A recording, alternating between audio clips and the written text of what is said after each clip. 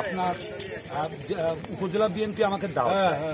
আমি খুলনা জেলা বিএনপির সদ্য বিলুপ্ত কমিটির সদস্য এবং সাবেক জেলা বিএনপি ত্রাণ ও পুনর্বাসন বিষয়ক সম্পাদক। আমি সাবেক সাধারণ সম্পাদক খুলনা জেলা ছাত্রদল, সাবেক সহ সাংগঠনিক সম্পাদক কেন্দ্রীয় ছাত্রদল রিজভী আহমেদ এবং ইলিয়াস আলী কমিটি। তো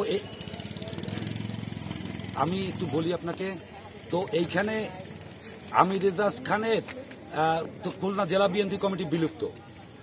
এখন হিন্দু সম্প্রদায়ের সাধারণ হিন্দু সম্প্রদায়ের পূজারী যারা পূজা উদযাপন কমিটি সভাপতি সেক্রেটারি আসছে, তাদের অনুরোধে থানা বিএনপি আমির রেজাজ খানের প্যানা নামায় দেয়।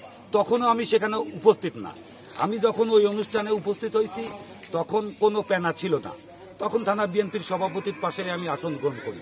ইতিমধ্যে উচ্ছৃঙ্খল, তাদের নাম বলতেছি আপনাকে, 5-7টা লোক বাইরে থেকে এসে যে এখানে প্যানা নামালো কে এজাজ খানের, এবং এটা আমি বুঝতে পারতেছি না, তখন আমি তো সংশ্লিষ্ট না। এইখানে যারা পূজার সাথে যে আমি বলি, তো এখানে আমির রেজাজ খানের নির্দেশে বটেগাড়া থানা যুব দলের সদস্য সচিব বাহাদুর মুন্সি,